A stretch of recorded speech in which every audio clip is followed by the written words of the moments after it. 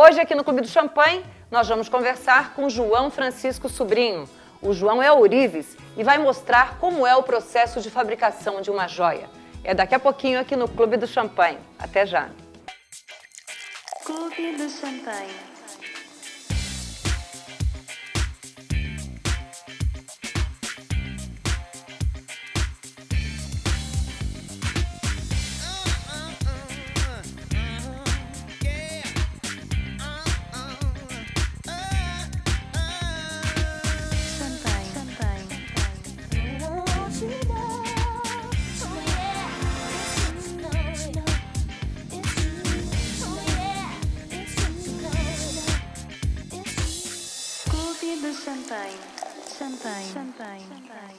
O João Francisco Sobrinho, é considerado um dos grandes ourives do Brasil. João, como é que você começou nessa profissão? Então, eu comecei com 15 anos numa joalheria em São Paulo. Na real, eu comecei como office boy de joalheria. Procurei um emprego e achei um emprego no escritório de uma joalheria grande em São Paulo. Mas você é paulista? Não, sou mineiro de nascimento. Eu me considero mineiro de nascimento porque eu fui muito novo para São Paulo, com 7, 8 anos de idade. E a minha infância toda foi em São Paulo. Então, e com 15 anos você já estava trabalhando então como office boy? Isso, aí na necessidade de trabalhar. Mas aí você não tinha contato nessa época com as joias, né? Não, na minha família ninguém trabalhou com joias. O meu contato foi exatamente no trabalho mesmo, o primeiro trabalho que eu tive no caso. Eu fui procurar trabalho no escritório e era um escritório de uma joalheria, por coincidência, né? Mas aí na época você fazia o quê? Pagamento em bancos, levava documentos, não tinha o contato com a joia em si, né? Não, era só serviços de escritório, né? Naquele tempo você tudo, até um depósito de banco, você tinha que fazer na boca do caixa. Exato. Né? Hoje está tudo informatizado, mas naquela época... E eu ia pagar contas dos funcionários da joalheria, né? E tinha uma oficina muito grande na joalheria, com 40 ourives. E aí eu passava por dentro e eu via o pessoal trabalhar com as joias, né? Com o ouro, com os metais. E aquilo me encantou, né? E aí eu pedi para o meu chefe, no caso, me transferir, se eu não pudesse aprender a profissão, né? Aí imediatamente ele me transferiu para lá. E aí então você teve o primeiro contato com o trabalho de ourives? Primeiro contato com o trabalho de ourives. Só que nos primeiros meses eu não sentei numa mesa e já fui executando alguma peça, não. Eu ficava em pé, do lado da banca daquele mais velho, daquele que trabalhava melhor, enfim, só observando, porque eles não deixavam eu pegar no metal ainda. Aí depois de uns 3 meses, às vezes até dormia, até dava umas cochiladas do lado, porque era muito, né, você tinha que ficar ali o dia todo em pé. Porque é um trabalho que também exige muita atenção, muita concentração, né? As peças são pequenas, são cheias de detalhes, né? Acho que as pessoas trabalham em silêncio normalmente nisso, Essa é a questão, é muito quieto, muito calado, centrado, cabeça baixa, e aí eu só observava, porque eles nem desviavam o olhar para mim, eles só falavam, ó, só olha. E aí eu fiquei esse tempo todo olhando. Aí depois que eu fui sentar numa mesa, fui dar os meus primeiros passos, assim dizer, né? E como é que foi o teu primeiro trabalho? Ficou então, bacana?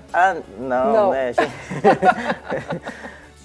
A primeira coisa que eu fiz foi serrar o rostinho da Mônica, aquele personagem. Do Maurício de Souza. Então peguei um papel, risquei, né? Você mesmo desenhou? Eu mesmo desenhei e fui riscando, fui serrando, né?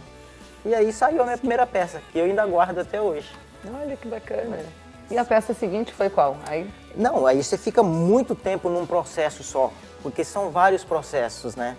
Você tem a serra, você tem que recortar as chapas. Depois você tem a solda, que você vai unir as partes. Que é com maçarico. Maçarico e soldado com o próprio metal. Só que ele é com uma fusão mais baixa. E aí você vai unindo as partes. Depois, se tiver alguma pedra, aí você vai fazer a caixa da pedra e também vai soldar nessa peça que você está criando, vamos assim dizer. Ô João, mas assim, você não ficou parado, né? Só aprendendo ali, você também foi estudar um pouco do assunto. Sim, estudei, eu me apaixonei por aquilo. Então, eu naquela época eu já falei, é isso que eu quero para mim, né? E aí eu fui vendo onde que tinha curso para me melhorar, porque na própria empresa você tem um trabalho a ser feito, né? Então eu não ficava sentado direto numa banca. Às vezes eu ainda saía, precisa de você levar um documento. Então eu saía de lá Ia. Então eu não ficava muito focado naquilo, e eu queria ficar focado. Foi aí que onde eu fui procurar cursos fora da própria empresa, que naquele tempo não existia isso de você fazer um treinamento com o teu funcionário, né?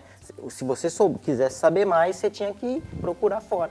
Foi aí onde eu fui procurar curso para colocação da pedra, que é uma outra técnica, a esmaltação, que é uma outra técnica, né? E assim foi. Desenho, fui aprender a desenhar, e curso de gemologia. Esses foram os meus primeiros cursos na profissão. E de lá para cá você fez também faculdade, né? Isso, você estudou aí eu já entrei, história. Aí eu entrei na área da arte mesmo, né? Que aquilo ali era uma arte, né? Aí eu estudei história para saber da onde vem, né? Essa profissão que eu gostei tanto. E estudei artes visuais também. Então você fez 2 faculdades. 2 faculdades. E mais esse curso técnico de 2 anos na USP em São Paulo, na área de pedra, que se chama gemologia. E se uma pessoa hoje quiser aprender, enfim, a técnica, quiser fazer uma joia, é fácil? Existem cursos hoje? Você dá cursos? Sim, eu considero muito fácil. Porque assim, ó, se você aprende do jeito certo, você executa qualquer trabalho e qualquer pessoa pode aprender, né? Porque é um trabalho manual, né? Então assim, eu dou os cursos lá no nosso ateliê, que a pessoa começa, ela nunca tinha sentado numa banca e na primeira aula dela, ela já consegue executar uma peça. Eu tô super curiosa. Eu tô querendo fazer esse curso já. Eu tô super interessada. E onde é que é o curso? Então, é na própria joalheria? Eles têm a joalheria Personalité, né? Sim. Que está no Continente Park Shopping. Park Shopping. E, aliás, é um trabalho muito bacana que eles fazem, porque é um trabalho de família, né, João? Nós somos em 3 irmãos, né? Pois é, o Patrício é quem administra. O administrador. Eu sou a pessoa que executa os trabalhos. E eu tenho uma irmã que faz o gerenciamento. Que é a Solange. Que é a Solange.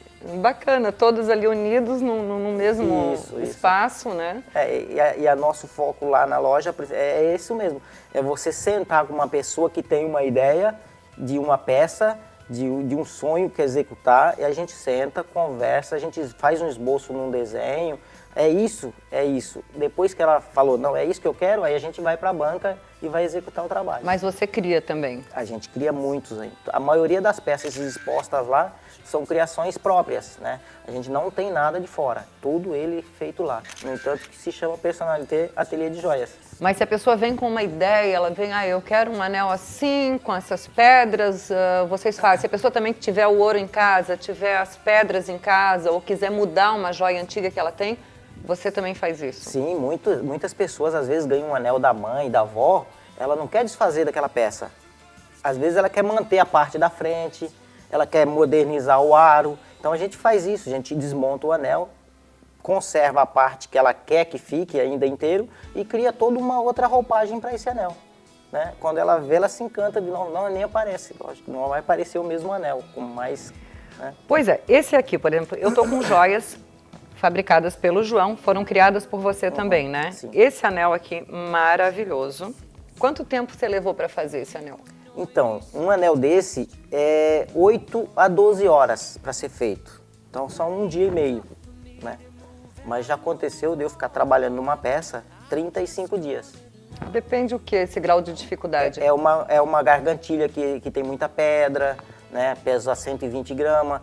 Mas, assim, já aconteceu de eu ficar 2 anos numa peça.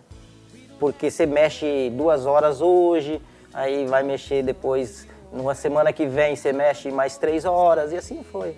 O ovo de Fabergé, que eu tinha dito antes. Pois é, o João, a gente estava conversando antes da entrevista, e ele disse que, inclusive, fez não só joias em ouro, mas fez, por exemplo, aqueles ovos famosos da Fabergé, você fez já? Isso, já fizemos um sob encomenda, né? E já estou começando mais um, né?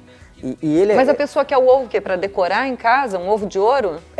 Geralmente todos eles foram para decoração, né? Que a história desses ovos foi na Rússia, né? Os czares, né? Ele presenteavam a sua mulher e as tuas noras, tuas filhas com ovos.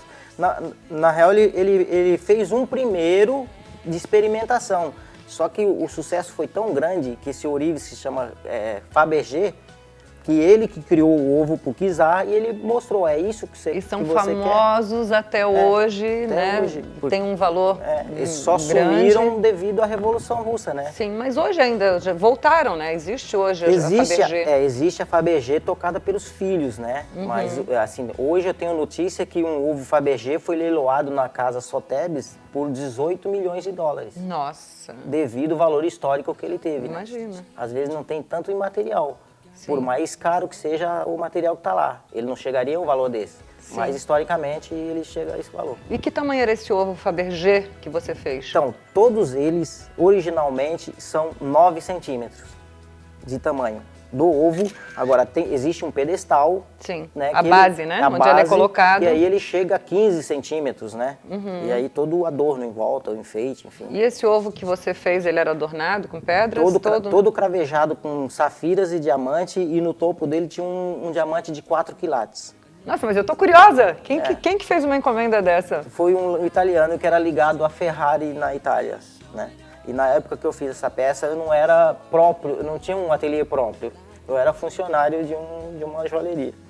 Então, não sei quanto custou, barato não foi, né? Então tem obras, tem, enfim, joias suas pelo mundo, né? Sim, inclusive na Itália. Eu trabalhei em São Paulo numa joalheria 10 anos. E essa joalheria, o foco dela era atender turistas.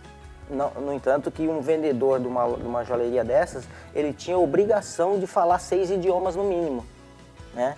Então, provavelmente tem bastante joia minha espalhada pelo mundo aí. Não sei se ainda, né, as pessoas desfizeram, enfim. A gente volta daqui a pouquinho conversando mais com o João Ourives. Até já.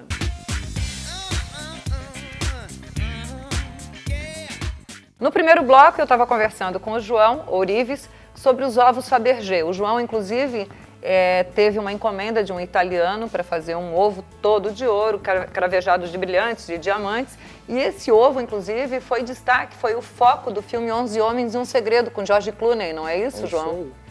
Eles desciam de rapel para tentar roubar o ovo. Mas o João também me contou que não foi só ovo Fabergé, essa encomenda estranha, entre aspas, que ele recebeu, né, diferente de joias. Foi também carrinho de ouro, moto de ouro, é isso? Carrinho de ouro, do mesmo moto. Italiano, não? Não. Aí são pessoas que fazem coleção desse tipo de coisa, né? Carrinho e moto, enfim. E o cara me encomendou uma moto justamente para botar junto com a coleção dele na prateleira, né? Toda de ouro? Toda de ouro. E a parte cromada a gente fazia em ouro branco. Aí as outras partes em amarelo, diamante no farol, né? Então ficou uma moto bem cara, né? Mas ficou muito bonito. As rodas giravam, tudo perfeito, assim. E carrinho também, você já fez de ouro? De ouro, abre as portas, tudo certinho, sabe? Ah, é? Aliás, você faz coleção de carrinhos, né? Eu faço coleção de carrinhos. Carrinhos não de ouro? Não de ouro. São carrinhos pequenos, né? O que mais que você coleciona? Coleciono moedas. Antigas? Antigas, porque eu gosto muito da história, né? Então é um meio da gente resgatar a história. Eu tenho moeda do Império, por exemplo, que era do tempo de Dom Pedro I, né? Alguma moeda de ouro ou não? Algumas, né? Mas não tem tanto valor histórico quanto as de prata. Porque o metal ouro, ele não existiu primeiro do que a prata. A prata existiu primeiro. E houve época que a prata era mais cara do que o ouro. Por isso que na época da Idade Média se faziam muito aparelho de jantar, muito de chá, né, café, e eram feitos tudo na prataria. Sim. Porque era o objeto de cobiça da época, né? Os ourives naquele tempo não faziam muita joia. Era focado em pratarias, vamos assim dizer, né? De objetos de casa, né? Olha que interessante. O bom de conversar com o João é que a gente aprende um monte, porque além de ele saber trabalhar com joias, com ouro, prata, enfim, ele também estudou história, né, João? E a gente vai aprendendo. Aliás, e esse material todo que a gente tem aqui, como é que chama? Isso aqui, isso tudo serve para fazer joias? Essas ferramentas a gente chama de buril. Tudo isso é buril, mas a ponta é diferente. Cada um tem um formato diferente.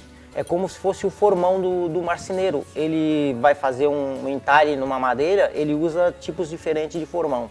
A gente usa tipos diferentes de buril. Aquele mais grosso, mais fininho. É ele que a gente corta o metal, né? Porque isso é um metal duro, o ouro é um metal mais mole e a gente consegue cortar, esculpir mesmo, direto num bloco de ouro, uma peça, por exemplo.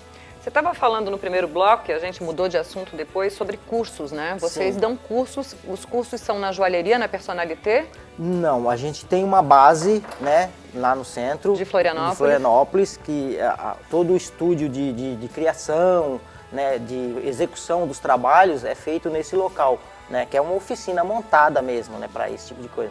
E lá dentro a gente faz os cursos, a gente dá os cursos, porque a gente recebe muito pedido para curso.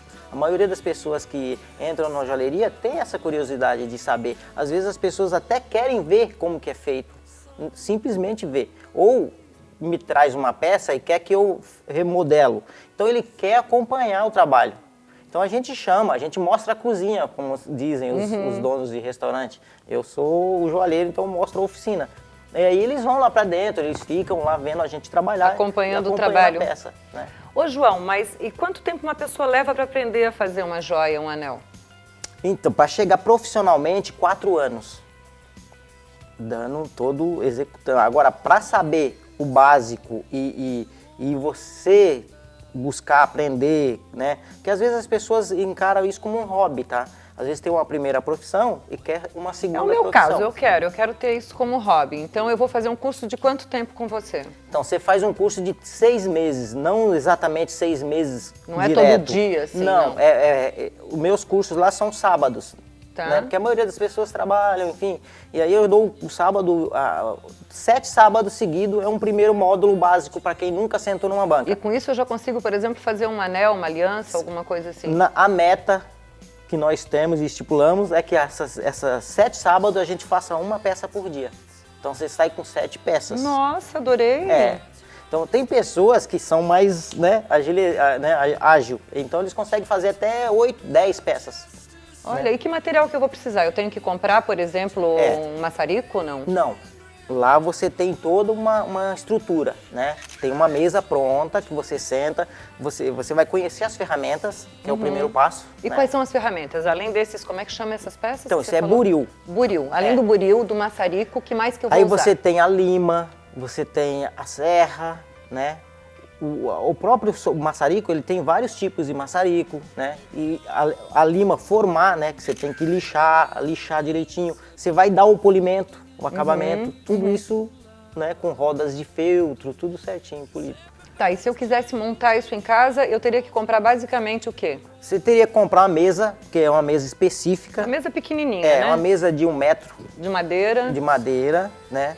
E poucas ferramentas, um kit de ferramenta com algumas limas, uma serrinha, um martelinho, né? Para você bater, dar forma. E a matéria-prima eu compro onde? Por exemplo, o ouro ou a prata, Não, as pedras? A prata você compra em hoje, qualquer banco do Brasil, né? Não sei se eu posso citar isso não, vende ouro, mas vende prata. Vende ouro e vende prata. Em barrinha você compra e faz a fundição. Tem empresa especializada que te vende esse material já pré-laminado, já vem laminado, já vem o fio. O fio do brinco você não compra nada pronto, você tem que puxar lá no curso, você tem que Entendi. fazer. Porque lá a gente pega o ouro bruto, uma pepita, e lá a gente mistura. Porque o ouro, você pode fazer ele na cor que você quiser. Depende da quantidade de ligas. que se mistura, que se né? mistura. Ao ouro. É, por exemplo, tem ouro rosa. Aí vai o quê? Cobre? Aí você bota uma quantidade de prata e uma quantidade de cobre, né? Tem ouro verde, que você coloca só a prata. Aí tem ouro cinza, que você coloca o paládio. Tem ouro, hoje já está inventando até o ouro lilás, para você ter ideia. Olha, e tem ouro 18, ouro 24, ouro 14, Sim. Isso depende da quantidade de ouro puro que vai na liga. Isso foi bom você ter falado, porque a maioria das pessoas entram numa joalheria e eles não sabem o que estão comprando. Porque eles não têm noção que eles têm o direito de saber que existe uma regra regulamentada pela ABNT. Em cada país, né, parece que é diferente. Por cada exemplo, no país Brasil o ouro usado é o 18, não é isso? Tem países que é o 14 e tem países que é o 24. Isso. Lá no Oriente Médio, por exemplo, eles só usam 24. Só que ele é mole, né? Ele é maleável, você pode amassar o anel, por exemplo. Então foi criado essas ligas justamente para dar essa dureza para o metal. Nos Estados Unidos é 14 quilates, em Portugal é 20. Né? Então no Brasil foi criado por 18, justamente para dar essa dureza e até melhor porque a gente consegue brincar com as cores. Sim, Porque o ouro ele não existe, ouro branco, por exemplo, não existe. Como não existe ouro branco? Não, ele é feito. você acha ele só amarelo. Mas aí faz uma liga com o que para ele Aí ficar? você bota o paládio. Ah, E o paládio, se você botar 10 gramas de ouro, por exemplo, e 1 grama de paládio, ele deixa as 11 gramas branco. olha que Olha o forte poder de o paládio. foco, né? Ô, João, o João trouxe aqui também um álbum que são criações Sobri. Sobri é o nome da empresa, né? É o nome da base nossa, vamos dizer. Certo. E aqui tem desenhos. Esses Sim. desenhos foram feitos por você? Aí hoje eu tenho uma equipe, né? Que faz os meus trabalhos hoje, que não dá tempo de fazer tudo agora. Coisa mais linda esse anel de pérola, João. Isso. Que lindo. Aí assim já é bonito, imagina ele pronto, Não, né? eu já estou imaginando. Nossa, são lindas as peças. E as Esse pedras, brinco aqui também, feito pelo João, as né? pedras é muito interessante que hoje já tem você como fazer o design até da pedra, né? Sim, a lapidação, você quer lapidação, dizer? isso. Aliás, essa pedra que você trouxe aqui, que parece uma água marinha, Sim. mas é Mas é um topázio azul. é um topázio azul. Nesse Olha caso, só que linda, ela parece um losango, é isso? E a lapidação dela é milênio. Foi dado o nome por causa dessas estrias, né? Que linda essa pedra. Isso aqui é bem mais barato que uma água marinha, né? É 10 vezes menos, né? A água marinha chega a ser 10 vezes mais. Por Qual a exemplo, pedra mais cara? Você, como gemólogo, deve entender disso. É uma Então, esmeralda? não. Hoje em dia é a turmalina paraíba. Que cor ela tem? Ela tem um azul puxado pro verde. É uma cor única, sabe? A gente não sabe nem definir, tão bonito que é a cor. E ela só existe na Paraíba, por isso que foi dado o nome Paraíba. Mas ela é mais cara que a esmeralda? Ela é mais cara do que a esmeralda porque é por causa da raridade da cor, da tonalidade da cor. E um lugar só que existe. A esmeralda ela existe em vários lugares no mundo, né? Tem na Colômbia, no Brasil, na Rússia, enfim. E essa turmalina? Só na Paraíba, Olha. você entendeu? Então assim, provavelmente se um dia ela acabar, ela vai deixar de ser mais cara. Aí volta a ser o diamante, volta a ser a esmeralda, né? Que aí chega, porque sempre foram essas pedras as mais caras. Mas como essa pedra foi descoberta e a beleza dela é tão grande que foi uma aceitação muito grande no mundo, né? Você faz lapidação de pedra também? Também fazemos lapidação. Tem curso disso, não? Não. Isso é mais complicado, né? Não é nem complicado, é porque hoje existe já as empresas especializadas em lapidação de pedra. Então, às vezes, não dá para você abraçar tudo, né? Então, a gente foca mais na arte da joalheria mesmo, da ourivesaria. João, e qual é a diferença entre um brilhante e um diamante? Então, o brilhante, não existe brilhante, só o diamante. O brilhante É a lapidação. é dado ao nome da lapidação. Mas muita gente confunde isso, né? todo mundo, tudo que é branco, as pessoas falam, é brilhante. Não, brilhante é só o redondo com a lapidação brilhante. Porque pode ter esmeralda, lapidação brilhante, pode ter safira, lapidação brilhante, né? Porque é a forma esse é um triângulo, né? Lapidação triângulo. Se ele fosse diamante, seria um diamante, lapidação triângulo.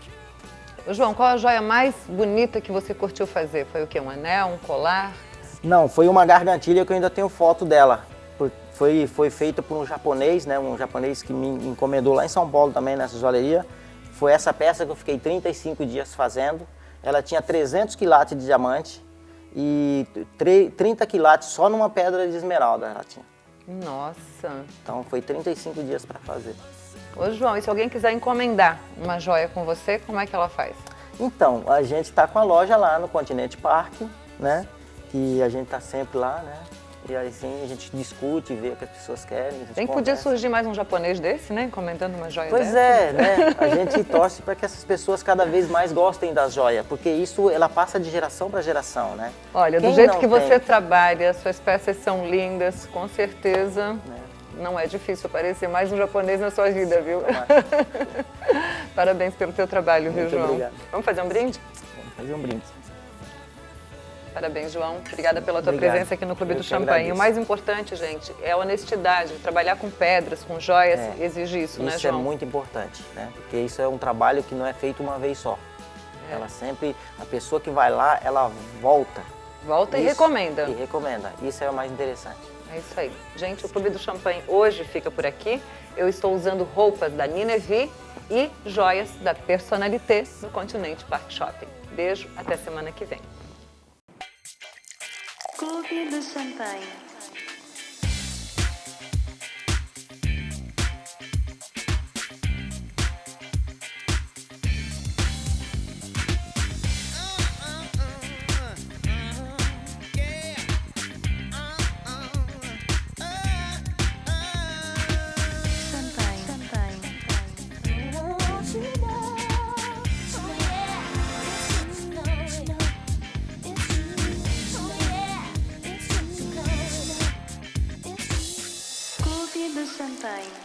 Champagne.